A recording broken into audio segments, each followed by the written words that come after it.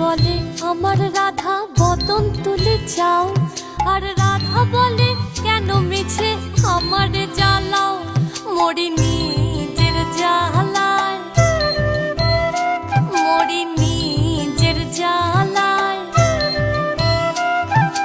কৃষ্ণ বলে রাধা দুটো প্রাণের কথা কই, কৃষ্ণ বলে রাধা দুটো প্রাণের কথা কই, আর রাধা বলে এখন তাতে মোটেও রাজি নই।